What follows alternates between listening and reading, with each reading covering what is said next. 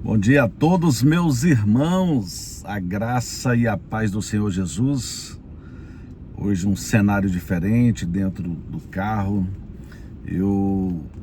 Na verdade, nos últimos tempos, eu ando muito reflexivo e analiso muitas coisas assim da minha vida, irmãos.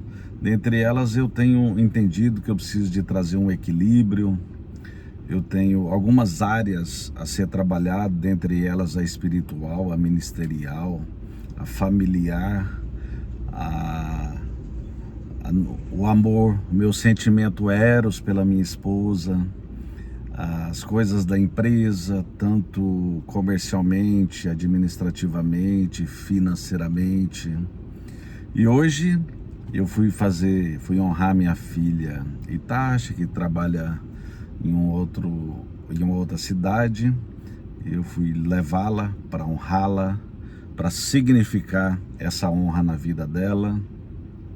E é isso que temos que fazer. A gente tem que buscar os verdadeiros significados. E a verdade da palavra do Deus vivo, realmente ele também nos ensina isso, trazer essa verdade, a verdade da palavra, assim como João 14:6 nos ensina que Jesus ele é o caminho, ele é a verdade e a vida, que ninguém vem ao Pai senão por ele, porque ele mencionou pelo fato dele estar à destra do Pai. Então é isso, essa verdade, essa palavra que é o caminho para termos vida, logicamente que ali a conotação é sobre a salvação eterna, mas eu preocupo muito, meus irmãos, com a nossa vida terrena, a forma da gente alcançar o coração de Deus, alcançar as promessas de Deus.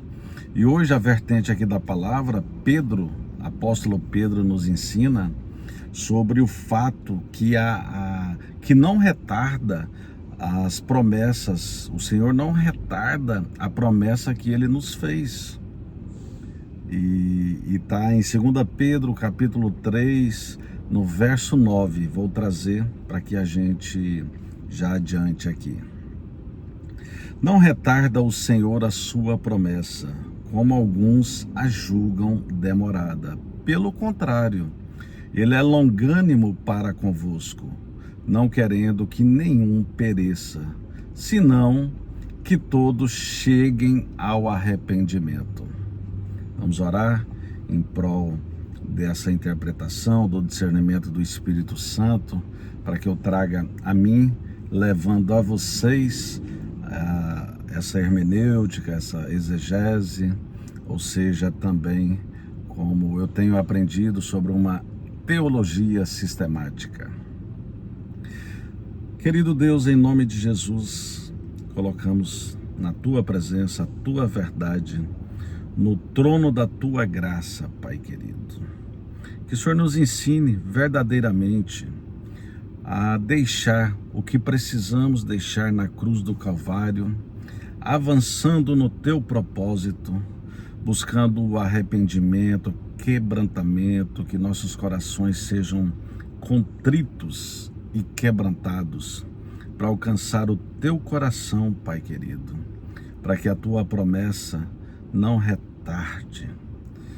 Em nome de Jesus, Pai, que onde haver cura, onde tiver os alvos do Senhor, para esse arrependimento, para reconhecer Jesus como o único suficiente Salvador e também ter a vida com abundância, que é uma promessa do Senhor aqui também nessa terra.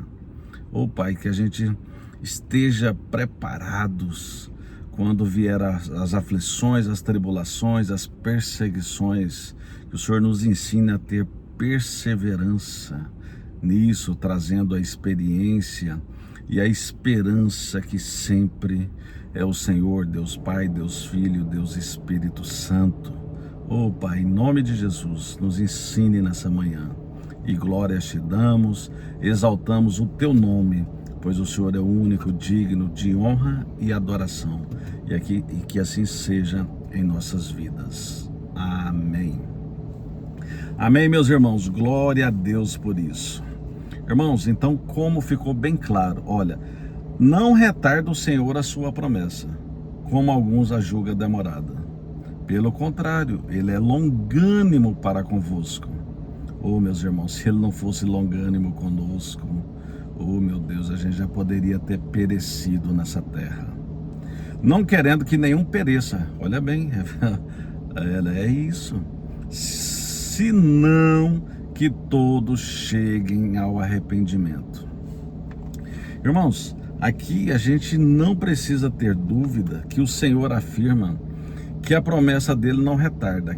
Quem retarda somos nós, por isso daqui. Olha bem o que está no verso 3. Eu vou do 1 até o 3. Olha bem. Amados, esta é agora a segunda epístola que vos escrevo. Em ambas, procuro despertar com lembranças a vossa mente esclarecida, para que vos recordeis das palavras que anteriormente foram ditas pelos santos profetas, bem como no mandamento do Senhor e Salvador, ensinando pelos vossos apóstolos. Olha bem, o 1 e o 2 o que disse. Irmãos, mais uma vez estou dizendo, Pedro estava dizendo, Marcos está aqui neste devocional.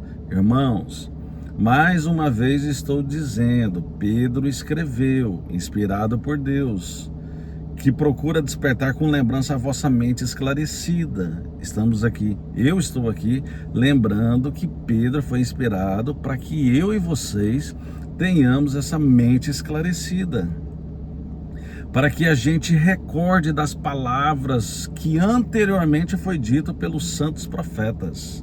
Pedro faz menção a muitas outras coisas anteriores, a muitas outras palavras, profetas e tudo, e ele aqui mais uma vez, ele está dizendo mais uma vez. Por quê? Porque no verso 3, olha bem, tendo em conta, antes de tudo, que nos últimos dias virão escarnecedores com os seus escárnios, andando segundo as próprias paixões, e dizendo, onde está a promessa da sua vinda? Irmãos, o que é escarnecedor? O que é um escárnio? São as pessoas que zombam da promessa de Deus, que zomba dos crentes, que vive suas aflições, tribulações, perseguições, que zombam que a vitória talvez não chegou em nossa vida, a vitória através da promessa de Deus. Mas, irmãos, quem está retardando tudo isso, já que o ponto aqui é sobre retardar a promessa de Deus, como alguns julgam demorado, não, o Senhor está sendo longânimo conosco, porque a gente não aprendeu a chegar, como no final desse versículo 9 diz, a chegar no arrependimento. Irmãos, a gente precisa de arrepender do nosso pecado, das nossas falhas, arrepender do nosso passado e viver e buscar quebrantamento, ter nossos corações contritos, coração em base de perdoar, arrepender por tudo, meus irmãos, ser quebrantado. Por isso que a Bíblia diz, se o meu povo, foi ali Deus respondendo ao rei Salomão, que se chama pelo meu nome, se humilhar, orar, buscar a minha face, se converter dos maus caminhos, eu ouvirei dos céus, perdoarei os seus pecados e sararei a sua terra. É isso que essa palavra quer dizer, meus irmãos. Se a gente não se arrepender, não se quebrantar, quem está retardando a promessa de Deus somos nós. Por isso que eu dou meus testemunhos aqui, que depois dos meus 32 anos que eu comecei a entender o Evangelho de Deus, esse manual de vida, e basicamente 2 anos para cá, que eu estou dentro de uma igreja que trabalha essa verdade da palavra, um pastor que tem compromisso com a palavra e nos ensina em púlpito, nos ensina em comportamento, nos ensina quando a gente tem um gabinete com ele, ou fora ali no paralelo, o que ele pede de nós ali, que subimos no púlpito, como o que ministrar a palavra verdadeira, genuína, a palavra cristocêntrica, não a palavra egocêntrica, que é do homem, que é da carne. A palavra tem que ser de Deus, meus irmãos, nunca nossa. Eu estou aqui ministrando esse canal de YouTube, aqui este devocional, mas a palavra não é minha, a palavra é de Deus. Eu tenho que ter segurança no que a palavra está dizendo. Olha bem, aqui estava dizendo, Pedro aqui no estudo estava dizendo que essa palavra, ela foi preciso ser enfatizada na época, porque haviam sido confundidos e desviados por falsos mestres. Hoje, no século 21, a gente não está cheio disso, meus irmãos? Igrejas que não têm compromisso com a verdade da palavra, religiões que são seitas, que não ensinam a gente buscar a Deus e trazer Deus para dentro de nós e não viver mais nós, mas Cristo viver em nós. E esse viver que vivemos na carne, devemos viver pela fé no Filho de Deus que nos amou e se entregou por nós. A vertente é essa, meus irmãos, o que a gente precisa. E Deus está dizendo aqui que aqueles que Ele tem alvo, está aqui em João 10, 28 e 29. Olha bem o que Ele está dizendo. Eu lhes dou a vida eterna, jamais perecerão, e ninguém as arrebatará da minha mão. Aquilo que meu Pai me deu é maior do que tudo, e da mão do Pai ninguém pode arrebatar. O que está dizendo aqui? Jesus está dizendo que Deus deu nas mãos dele cada um do que ele tem promessa de vida eterna, e esses não perecerão. Agora, existe uma grande diferença entre perecer e chegar o dia verdadeiro do confronto, da gente em quebrantamento e entender que Jesus é o nosso único e suficiente Salvador, que estamos aqui nessa terra por um processo de edificação, e quanto mais a gente demorar, mais a gente vai retardar a promessa de Deus.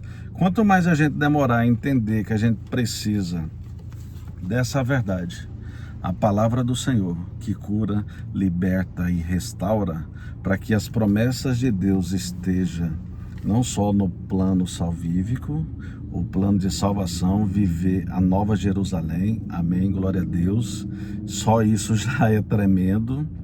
Porém, meus irmãos, terra sarada, viver uma vida plena. Logicamente que temos tribulações, vamos ter tribulações, aflições, perseguições, mas se a gente está com Cristo, a gente vai estar munido com essa perseverança que Ele nos ensina, trazendo a experiência de vida e trazendo a esperança que é Ele. Mas Ele afirma para nós que teremos vida com abundância, abundância de paz. Se a gente tiver a presença dele, pode vir Coliseu, o Coliseu não vai acabar com a igreja, os leões, como aconteceu com Daniel lá há muitos anos atrás, para nos trazer base hoje aqui para o século 21, pode vir o que for. Quando estamos com Cristo Jesus, nós somos forjados. Nós estaremos com os tesouros dele dentro de nós, nós mesmos sendo vaso de barro, mas os tesouros dele vão estar dentro de nós. E os tesouros dele é a palavra de Deus, e é todo o comportamento e a estrutura que um crente ou um cristão tem que ter aqui nessa terra. Então, fecha esse raciocínio, que quem retarda, assim como 2 Pedro, capítulo 3, verso 9 nos ensina, quem retarda a promessa somos nós que não adiamos o arrependimento. A Bíblia nos ensina a ter coração contrito e quebrantado, meus irmãos.